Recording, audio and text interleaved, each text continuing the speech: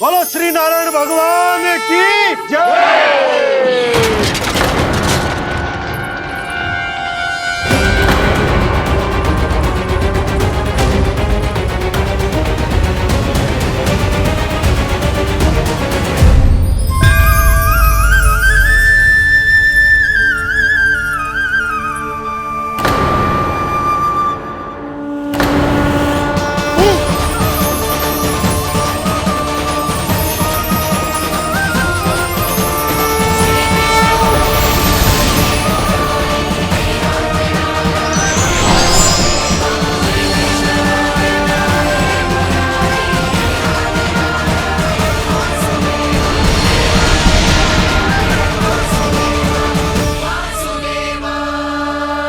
प्रभु,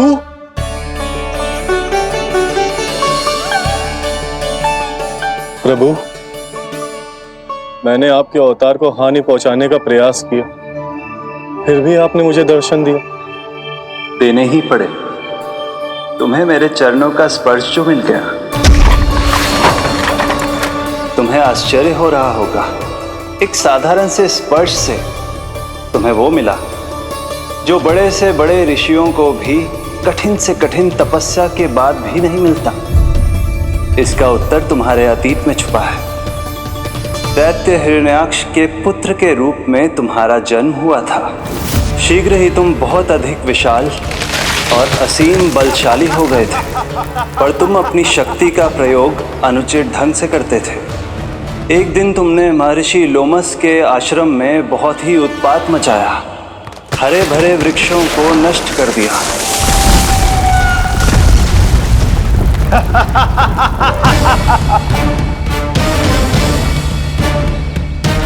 देख क्या रहे हो ऋषिवर? ये विशाल वृक्ष भी मेरे इस विराट तन के आगे कुछ भी नहीं है।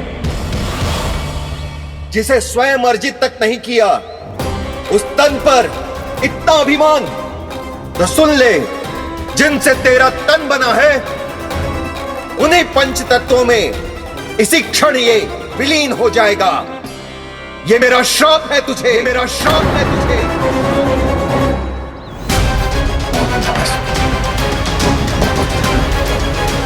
हाँ।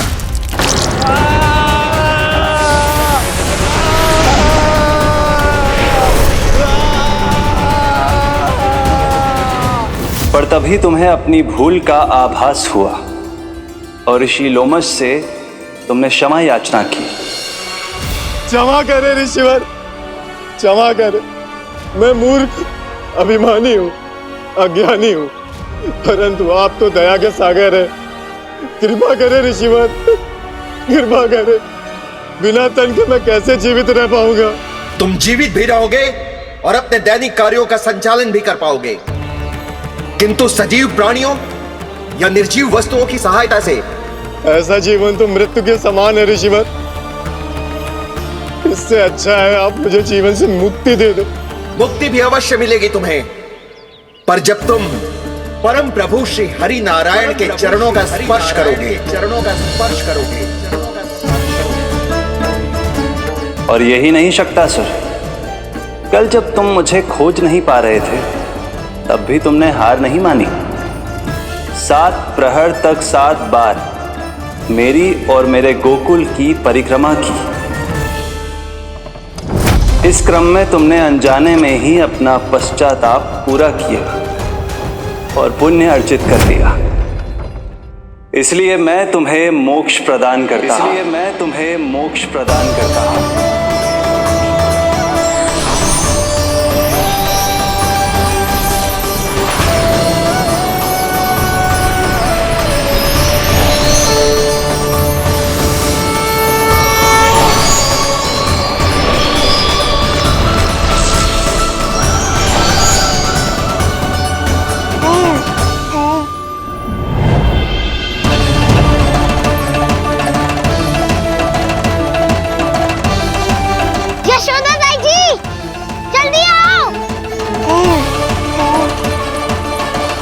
नीलमणि, मेरा लल्ला।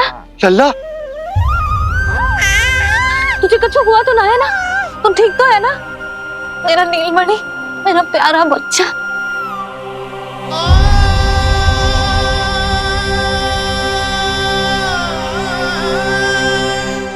भोला, बंसी, ये सब क्या है?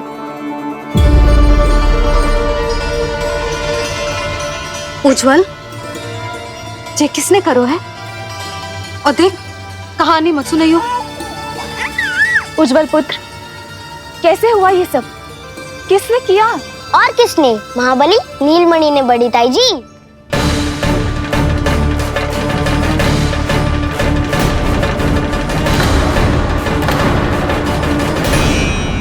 जी क्या बोल रहे हो? सच्ची सच्ची बता।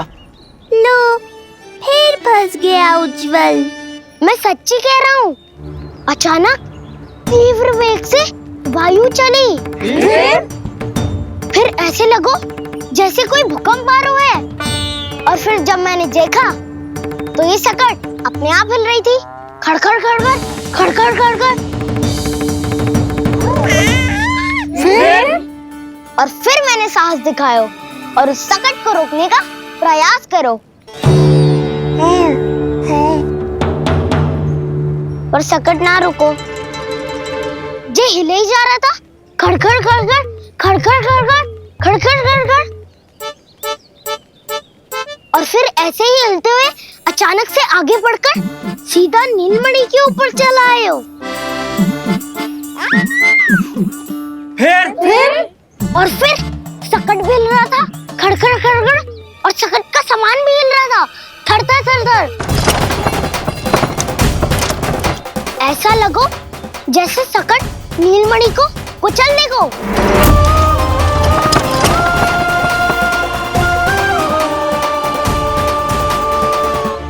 पर तभी जे जाग गए हो। इसने खींचकर अपने पांव का प्रहार करो और चीख गया सकट आकाश पे।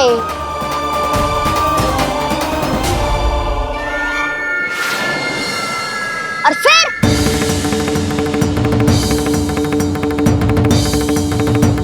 धड़ाम, सब भूमि पे गिरकर चकनाचूर।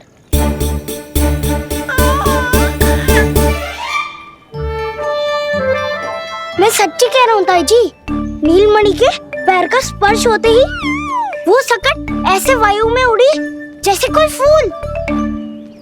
अच्छा, और जो तेरे हाथ में ये माखन है, ये भी अपने आप उड़ के आ गया होगा ना? हाँ, मैं सच्ची कह रहा हूँ। सदा बड़पोलापन, ये अच्छी बात ना है लल्ला। सत्य बता। मैया, मैं सत्य बोल रहा हूँ। ये सकट अपने आप ही आयो था और नीलमणि के प्रहार करते ही दूर जा गिरो। अरे, ये बड़बोले से पूछने से अच्छा है कि हमें स्वयं विचार करना चाहिए कि ये सकट टूटा कैसे। हाँ नंदराज, हाँ, हम भी आरती के लिए भीतर चले गए थे। हाँ। अरे, आप सब मेरा विश्वास क्यों ना कर रहे हो? नीलमणि के प्रहार से ही उज्जवल, सकट बहुत पुराना था, पहिया ढीला होकर खुल गया होगा। यशोदा, अनेक कारण हो सकते हैं, चिंता करने की कोई आवश्यकता ना है। मैं चिंता क्यों करने लगी भला? मेरे नीलमणि के गले में रक्षा वाला कंठक पहले से ही है। और हम जैसा पूजा पाठ इतने विधि विधान से इसी के लिए तो कर रहे हैं, है ना पंडित जी?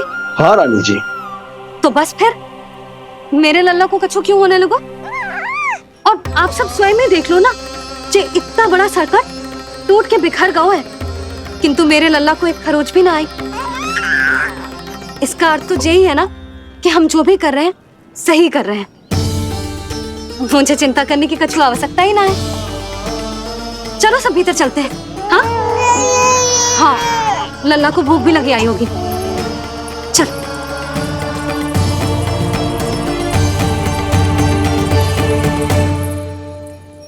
नंदराज जी, अब हमें भी आज्ञा दीजिए। प्रणाम पंडित जी। ध्यान कहाँ था तुम दोनों का? और अधिक सावधान रहने की आवश्यकता थी ना? क्षमा कीजिए नंदराज।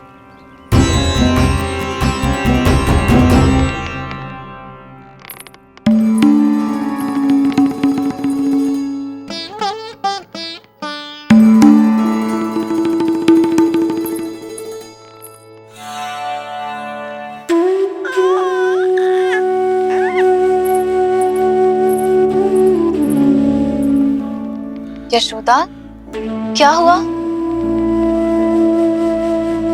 बोलो ना, क्या सोच रही हो? मुझे बहुत चिंता हो रही है जीजी। मेरे लल्ला के साथ कुछ ना कुछ दुर्घटना होती रहती है। अरे, अभी बाहर ही तुम सबको समझा रही थी, अब भीतर आते ही क्या हो गया तुम्हें? बाहर समझाने वाली मैं ना थी जीजी, वो तो गोकुल की रानी जसोदा थी। किंतु भीतर से मैं अपने नीलमणि की मैया हूँ, बस। और एक मैया को कितनी चिंता होती है, इसे आपसे अधिक कौन जान सकता है। बहुत बड़ा धक्का लगा है मैया को इस घटना से। अब तो ये मेरी रक्षा के लिए और भी अधिक चिंतित हो जाएंगी। यंत्र का कंठक, पूजा पाठ, इतने सारे प्रहरी, सुरक्षा के प्रबंध, यदि इतने सबके बाद भी मैं अपने लल्ला की रक्षा न कर पाई तो मुझसे अधिक अभागी कौन हो सकती है।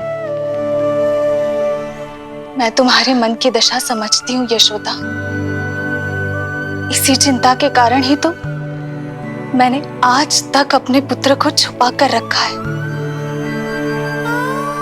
मैं जानती हूँ जीजी, मैं समझती हूँ। मैंने तो नीलमणि के लिए इतने सारे संस्कार भी करो है, पूजा पाठ की है, किंतु मैंने तो आज तक अपने पुत्र का एक भी संस्कार नहीं किया है। आंसू पोंछ लीजिए बड़ी माँ, शीघ्र ही सब कुछ ठीक हो जाएगा। जब मैंने उसे जन्म दिया, उसके बाद से आज तक न उसे घर के बाहर लाई हूँ, न कोई संस्कार किया है। मैं तो उसका नामकरण भी नहीं करवा पाई हूँ यशोदा। उसके जन्म के समय स्वामी ने ये संदेश भिजवाया था कि उस कंस को हमारे पुत्र के बारे में तनिक भी भनक नहीं पड़नी चाहिए। तब से आज तक भय के छाव में जीती आई हूँ कि वो कंस कहीं हमारे पुत्र को भी ना मार दे, जैसे देवकी के सारे संतानों को मार दिया है। ये आशंका कभी सत्य नहीं होगी बड़ी माँ, मैं हूँ ना। माँ अपनी संतान के मन की बात बिना कहे ही समझ जाती है। आप भी समझ जाओ ना मैया। जीजी, हमें रोना ना चाहिए। हमें देख के लल्ला भी रो रहा है। मैया, आपकी सहायता की आवश्यकता है मुझे। मुझे ऐसे क्यों लग रहा है जैसे लल्ला मुझसे कुछ कहना चाह रहा है। दाऊ को हम सबसे दूर कब तक रखेंगे बड़ी माँ? ये सोच रहा होगा कि अब तक आपने इसके दाऊ को छुपा के क्यों रखो है। मैं उनसे मिलना चाहता हूँ मैया। जीजी, कितना मन करता होगा ना इसका अपने दाऊ से मिलने का। और आपके लल्ला का भी तो मन करता होगा ना कि अपने छोटे भाई को मिले। कितनी बातें करते हैं हम दोनों की इनके सामने। हाँ यशोदा, मैं भी अपने पुत्र को नीलमणि के बारे में सब कुछ बताती हूँ। तो बस फिर हमें साथ साथ रखिए ना। मेरा आधा हिस्सा है वो, उनके बिना मैं अधूरा हूँ मैया। ये दोनों भाई एक दूसरे के बिना अधूरे हैं जीजी। हमें इन दोनों को साथ ही रखना चाहिए। आप ही सोचो, यदि नीलमणि की रक्षा होगी तो आपका लल्ला भी तो सुरक्षित रहेगा। तुम सच कह रही हो यशोदा। हमें इन दोनों को मिलाना चाहिए और साथ में ही रखना चाहिए, सुरक्षित। तब तो शीघ्र ही पंडित जी को बुलाकर हमें शुभ मुहूर्त निकलवाना चाहिए। शुभ मुहूर्त? हाँ, शुभ मुहूर्त। दोनों भाइयों के मिलन के साथ साथ उनका नामकरण संस्कार भी करवा देते। अब अपने दाऊ से मिलूंगा मैं।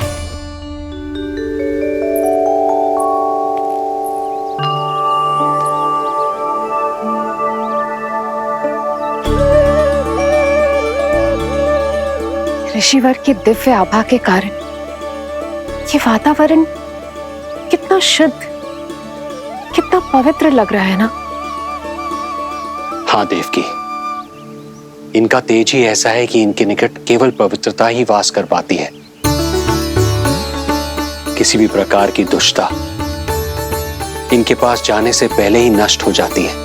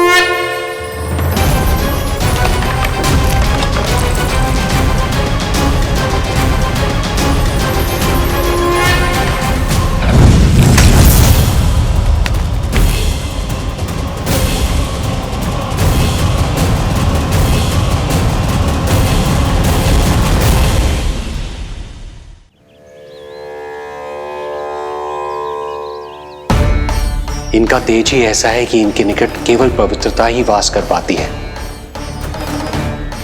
किसी भी प्रकार की दुष्टता इनके पास जाने से पहले ही नष्ट हो जाती है। यदि महर्षि की इच्छा के बिना मैंने भीतर प्रवेश किया तो कहीं ये मुझे श्राप ना दे दे। नहीं नहीं, इससे तो अच्छा है कि मैं यहीं आश्रम के बाहर रुकूं और यहीं से इन दोनों पर दृष्टि रखूं।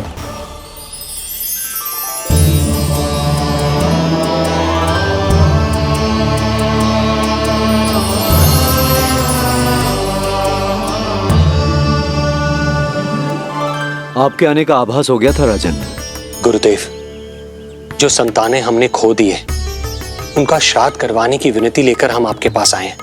आपका आना व्यर्थ नहीं जाएगा राजन, परंतु मुझे आभास हो रहा है श्राद्ध कर्म इस भेंट का एकमात्र कारण नहीं है।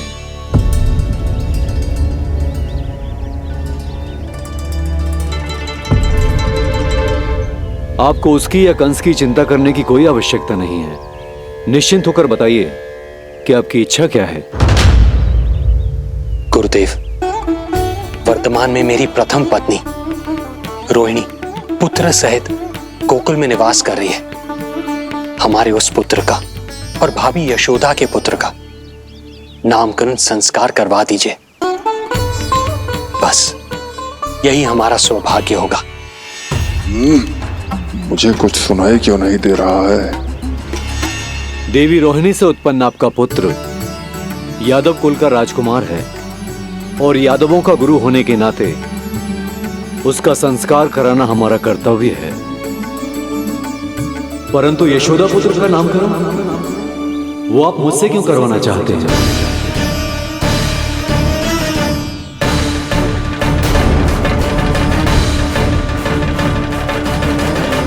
गुरुदेव,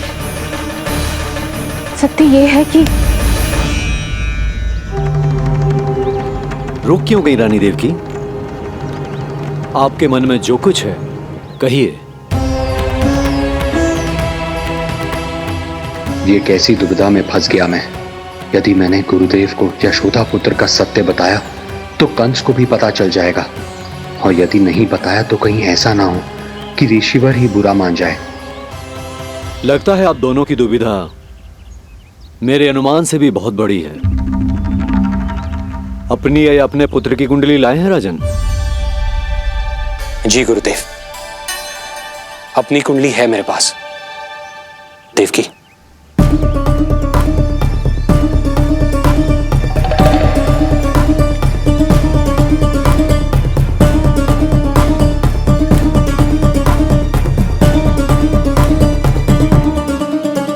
जो रहस्य आप नहीं बता पा रहे हैं राजन, वो ये कुंडली बताएगी।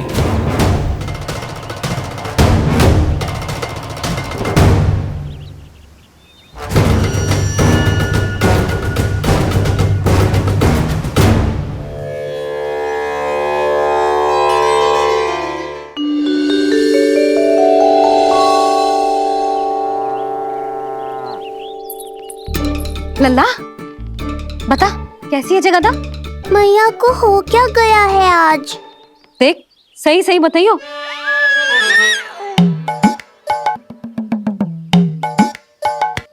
अच्छी है ना? पसंद आएगी ना उसे? हाँ? या फिर जे मोर पंख वाला मुकुट दे दूं? पहली बार मिल रहा है तू, उपहार तो देना चाहिए ना? पर बड़े तो वो है ना मैया, उपहार तो वो देंगे मुझे।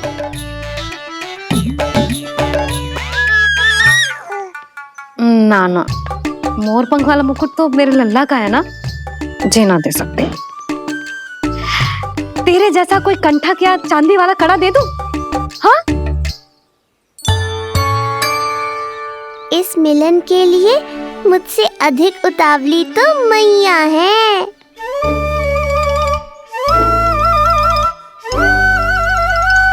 अच्छा जे उपहार छोड़, तू तो जे बता कि तू उसे बुलाएगा क्या कह के? अन्य सभी के जैसे बड़े भैया या गांव वालों के जैसे दद्दा बुलाएगो, या फिर बड़े नगरों में जैसे बुलाते हैं ज्येष्ठ ज्येष्ठ भ्राता बुलाएगो, या फिर प्रेम से बुलाएगो दाऊ दाऊ बुलाएगो ना?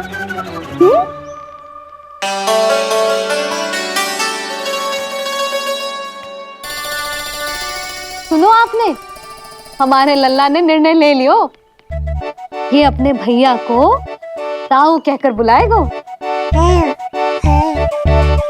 अरे वाह, लल्ला ने बोलना भले ही ना सीखो, परंतु तुम्हें बता दियो।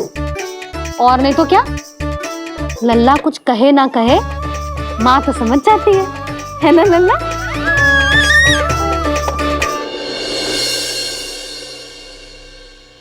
और इसने दाऊ वाली बात पे हाँ भी की है। हाँ हाँ हाँ तो सदानंद जी ने भी कर दी है। लो मैं तो भूल ही गई, क्या कही पंडित जी ने? बता तो ना यशोदा, बाहर से आया हूँ, हाथ पैर तो धो लूं। हाँ ये लो। अब बताओ कब का मुहूर्त निकालो है? तनिक हाथ मुंह पूछ लो। अब बताओ क्या कही उन्होंने? यशोदा थक गए हूँ, तनिक सांस तो लेने दो। बाहर से आया हूँ, जलना पूछोगी?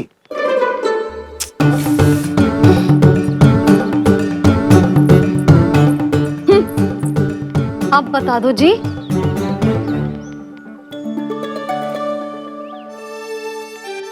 बाबा अब बता भी दो, नहीं तो खेल खेल में खेल हो जाएगा।